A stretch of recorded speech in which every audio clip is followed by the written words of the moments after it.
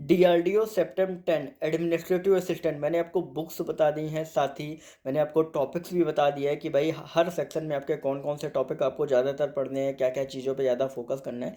लेकिन सबसे important query जो हर स्टूडेंट लगातार पूछ रहा है कि सर बाकी अदर एग्जाम्स के साथ किस तरीके से हम मैच करें अपना शेड्यूल, किस तरीके से हम अपनी प्रिपरेशन करें, क्योंकि जो सब्जेक्ट्स आपके यहाँ आ रहे हैं वही आपके अदर जो भी एग्जाम से आपके आ रहे हैं। क्योंकि इस बीच में आप अगर आप देखोगे तो आपके बैंक्स के भी एग्जाम लगे हैं, आपके एसएससी का सीजीएल का एग्जाम लगा है, अभी जीडी का एग्जाम लगा है, बहुत से ऐसे एग्जाम्स जो हैं वो आपके लगे हुए हैं। तो इसमें किस तरीके से बाकी एग्जाम्स का शेड्यूल भी मैच करें जिससे उनकी भी तैयारी हो जाए, बिल्कुल भी डिस्टर्बेंस ना हो। तो यहाँ पर मैं आपको क्लियर कर दूँ कि सबसे पहला जो आपका मॉर्निंग का जो शेड्यूल है वो आपको फिक्स करना है। किस तरीके से फिक्स करना है वो मैं आपको बता रहा हूँ कि मॉर्निंग में अगर आप न्यूज़पेपर लेते हो, मैं आपको बता चुका हूँ, कोई नॉवेल या कोई भी ऐसी चीज़, आप मॉर्निंग में सबसे पहले उठो।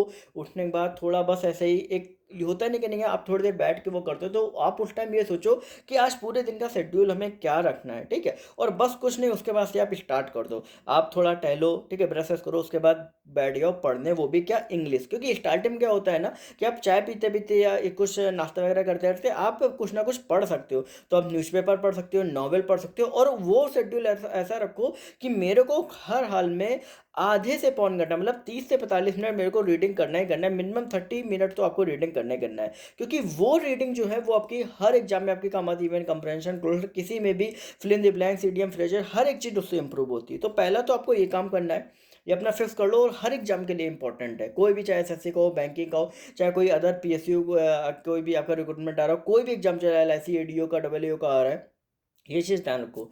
अब दूसरी चीज़ क्या आपको ध्यान रखनी है, दूसरी चीज़ आपको ये कि मैथ में आप जब आपका रीडिंग वगैरह हो जाए, फिर इसके बाद वोकैब्स वगैरह लर्निंग, क्योंकि मॉर्निंग में कई लोग को लगता है कि नहीं यार कि लर्निंग करना आसान होता है, ठीक है, किसी को इवनिंग में, तो वो अपना अपने हिसाब से शेड्यूल फिक्स कर लेना कि वोकैब्स हमें दिन में आपको 1 घंटा वोकैब्स में देना है। किस तरीके से देना है कि आपको 40 मिनट्स देने हैं आपको नई वोकैब्स पढ़ने में, उनको रियायत करने में, और 20 मिनट्स जो आपके बचेंगे 1 घंटे में, उनको आपको देना है जो आपने पिछला कल पढ़ा होता है उसको रिवाइज करने में। क्योंकि रिवीजन आपके लिए बहुत ज़्यादा इंपॉर्टेंट है, रिवीजन नहीं करोगे तो भूल जाओगे।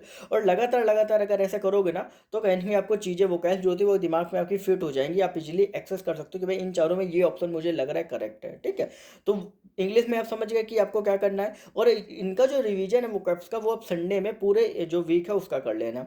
इसके बाद फिर आते हैं मैथ में। तो मैथ में आपकी एक ही चीज़ है, वो आपकी है प्रैक्टिस। तो कोशिश करो ज़्यादा से ज़्यादा प्रैक्टिस से कैलकुलेशन अपनी बूस्ट करो। और एक चीज़ ध्यान रखो कि ये जो जितने भी आपके शॉर्ट ट्रिक्स होती हैं, या आप कई कई बार क्या होता है कि इधर उधर आपने किसी टीचर से पढ़ा तो वो अपने शॉर्ट ट्रिक अपनाए, तो एक चीज़ ध्यान रखना बेसिक, कि आपकी कैलकुलेशन सबसे ज़्यादा इंपॉर्टेंट है, कि आप कैलकुलेट कितनी जल्दी आप कर लेते हो। क्योंकि शॉर्ट ट्रिक तो आपको कहीं ना कहीं किसी टीचर की पता लग जाएगी, लेकिन जो बेसिक, क्योंकि कई बार क्या होता है शॉर्ट ट्रिक आप भूल जाते हो अगर आप उसको यूज नहीं करते हो। अगर आप प्रैक्टिस करो उसी शॉर्ट ट्रिक से तो आपका हो जाएगा, लेकिन जो बेसिक आपका जो रहता है ना कि किसी भी चीज़ को सॉल्व करने का मेथड, वो भी आपको आना चाहिए। क्योंकि कई बार एग्जाम में ऐसा हो जाता है कि आपको शॉर्ट ट्रिक याद नहीं आ रही तो किस तरीके से करें। तो बेसिक अगर आपको चीज़ें पता है ना, अगर आप जानते हो, तो कहीं ना कहीं आप कर ले जाओगे। तो ओवरऑल आपको ज़्यादा से ज़्यादा मैथ में मेहनत करनी है। मिनिमम दिन में अगर आप चाहते हो कि अदर एग्जाम्स के लिए भी, तो 2 घंटे आप यार मैथ में देना ही देना पड़ेगा। क्योंकि 2 घंटे अगर आप प्रैक्टिस कर रहे हो ना, तो आपके दिमाग में क्या होता है, हर एक चीज़ बिल्कुल क्लियर हो जाती है। हर एक जो भी चैप्टर होता है वो कहीं ना कहीं आपके माइंड में फिक्स हो जाता है। दूसरी चीज़, टिक्नोमेट्री में कुछ ऐसी चीज़ें होती हैं, जैसे आप टेंथ की अगर आप चाहते हो, तो टेंथ की एक आर एस अग्रवाल उठा लेना। उसमें टिक्नोमेट्री की जो चीज़ें लिखी हुई ना कि भाई इसको ये सिद्ध करना है, मतलब इससे प्रूफ करना है, तो वो चीज़ें आप अच्छे से तैयार कर लेना। साथ ही साइन साइन 75 का मान क्या होता है, कॉस 75 का मान क्या होता है, तो ये कुछ ऐसे जो आपकी वैल्यू होती है वो तैयार कर लेना, ये याद कर लेना, बहुत ज़्यादा इंपॉर्टेंट है आपके लिए। या आर एस अग्रवाल में अगर आप देखोगे ना, सारे कॉन्सेप्ट आपको मिल जाएंगे। कई बार तो सेम की सेम आपकी आपकी आ जाती है कि 1 + sin थीटा बराबर दिया गया, इसकी वैल्यू वो। तो ये चीज़ें आपकी आर एस अग्रवाल अगर आप टेंथ वाली जो है वो अगर आप लगा लोगे ना, सीबीएसई, तो आप बहुत इजीली कर ले जाओगे, ठीक है। अब इसके बाद आते हैं हम सीधा जीए में। तो मैं बता चुका हूँ लूसेंट और करंट अफेयर, कुछ नहीं करना है। लूसेंट आप कोशिश करो दिन में पढ़ने की, ठीक है। मिनिमम आप टारगेट करो, लूसेंट इतने चैप्टर की है तो इतने दिन है, तो मेरे को मिनिमम 2 बार रिवीजन करना है तो हिसाब से आप चैप्टर डिसाइड कर लो, पढ़ते रहो। लेकिन सबसे इंपॉर्टेंट है जो वन लाइनर्स क्वेश्चंस होते हैं उनको आप अच्छे से तैयार करो। और ये चीज़ें आप अगर चाहो तो लूसेंट वगैरह पढ़ना तो आप शाम के पढ़ सकते हो, ठीक है। और मैथ की जो प्रैक्टिस है वो दोपहर में करो, क्योंकि दोपहर में क्या होता है कि खाना वगैरह खाने के बाद नींद आपको आती है, तो प्रैक्टिस करोगे मैथ की, हाथ चलेगा, तो वो कहीं ना कहीं आपका मैनेज हो जाएगा, ठीक है। शाम के अगर आप चाहो तो शाम के जीएस वगैरह पढ़ सकते हो, लूसेंट पढ़ सकते हो, करंट अफेयर पढ़ सकते हो, ठीक है। अब इसके बाद नेक्स्ट जो हमारा आता है वो आता है रीजनिंग का। तो रीजनिंग आपका एक ऐसा टॉपिक है कि आप उसको चाहो तो दोपहर में मैथ के साथ आप कंबाइन करके आप कर सकते हो, नहीं तो आप रात में चाहो, रात में आप सोने जा रहे हो तो 1 घंटा क्या किया, रीजनिंग का कोई भी ऑनलाइन सेट लगा लिया, आपको टेक्स्ट बुक में मिल जाएगा।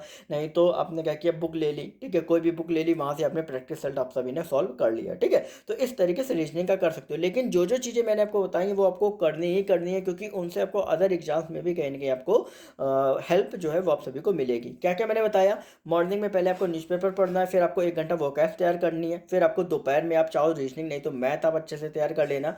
फिर इसके बाद आपका शाम में आप लूसेंट आप पढ़ सकते हो, नहीं तो आप करंट अफेयर आप तैयार कर लेना, वन लाइनर क्वेश्चन आप तैयार कर सकते हो। और उसके बाद इवनिंग में, रात में सोने से पहले क्या कर सकते हो कि एक एक घंटा या आधा घंटा आप रीजनिंग की प्रैक्टिस जो है वो आप सभी कर सकते हो। तो इतना आपको बेसिक बेसिक आपको करना है।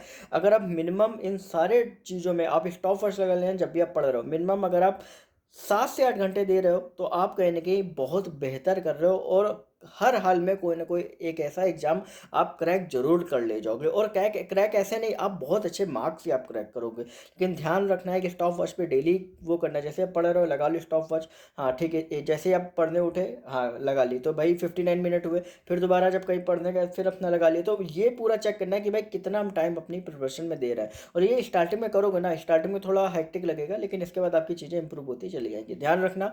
बाकी अपडेट्स के लिए चैनल सब्सक्राइब करके बेल नोटिफिकेशन आइकन ऑन कर लो, क्योंकि सारी जो भी चीज़ें हैं ESIC SSC स्टैनो हर एक चीज़ की मैं जॉइनिंग तक अपडेट देता हूँ, तो आपको भी मिलेगी। और बाकी सारी वीडियोस मैंने ऑलरेडी दे दी हैं, लेकिन अगर इसके अलावा भी कुछ आपको पूछना है तो इंस्टाग्राम पर सरकारी नौकरी वाले पर टाइप करके पूछ सकते हो। टेलीग्राम ग्रुप ज्वाइन कर लेना फटाफट से, लिंक डिस्क्रिप्शन में आप सभी को दिया गया है। सारी जो भी अपडेट है वहाँ पे मैं पिन करता रहता हूँ।